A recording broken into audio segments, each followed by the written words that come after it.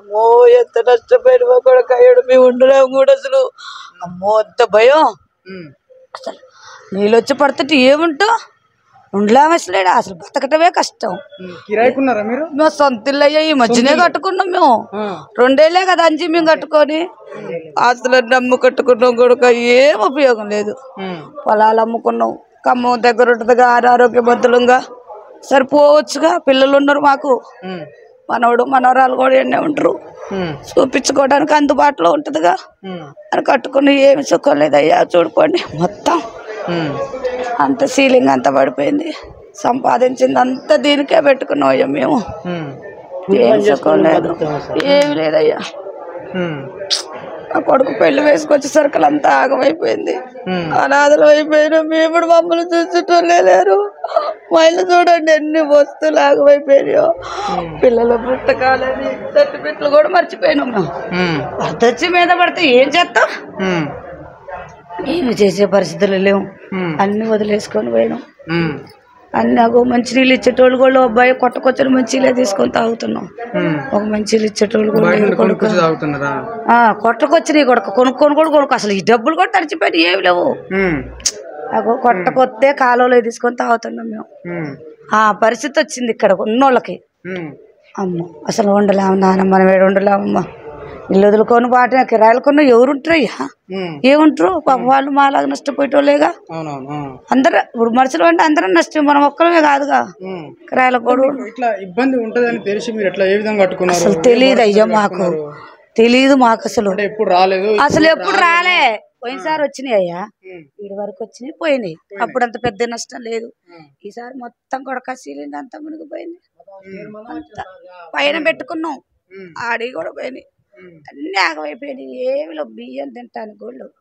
మా పరిస్థితి అంత దారుణం అయిపోయింది. ఇప్పుడే హోటల్లో కొనుక్కొచ్చుకొని తిన్నాం. ఎవరు పెడతా ఒక్క రోజు పెడతారు అయ్యా, ఎవరు పెడతారు రోజు? ఎవరు పెట్టలేదు. ఇంకో చూడండి మా సారు కష్టపడి ఎవరు బాధ్యతగా కూడా ఎవరు వచ్చిన లేరు సార్. గతంలో మాత్రం బాగానే వచ్చారు కానీ ఈసారి మాత్రం ఎవరు రాలేదు.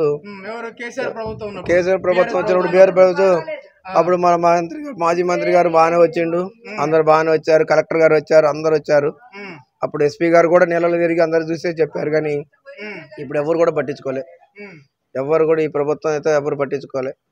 ఈ ప్రభుత్వం మీ పార్టీ అయినా కూడా పట్టించుకునే పరిస్థితులు అయింది. ఏం చెప్పుకునే బాధలు ఎవరు చెప్పలేదు సార్.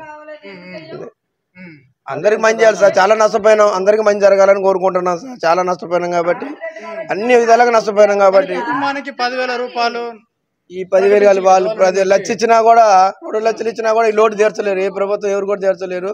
చాలా కష్టాలను ఆదుకోవాలని ప్రభుత్వాన్ని మరోసారి మనస్ఫూర్తి కోరుకుంటున్నాం. అందరికి ప్రజలకు ఇప్పుడు ఉన్న కష్టాల్లో కొంచెం ఆదుకోవాలని కోరుకుంటున్నాం. లేదు సార్, ఎవరికి లేదు, ఎవరు చెప్పలేదు. ఎవరు చెప్పలేదు. మేము 3:30కు లేచినాం, మామూలుగా ఉంది. మళ్ళీ 4 గంటలకు లేచేసరికి మెట్ల కాడికి వచ్చినాయి.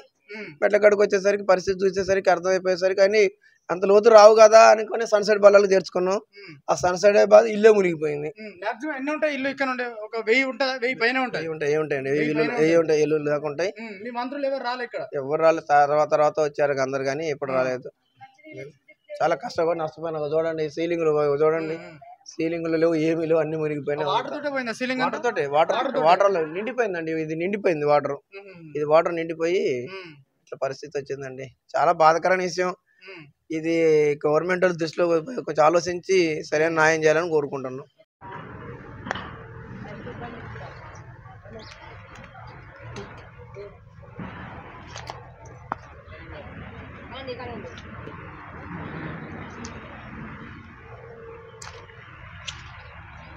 అక్క ఏం పరిస్థితి అంతా?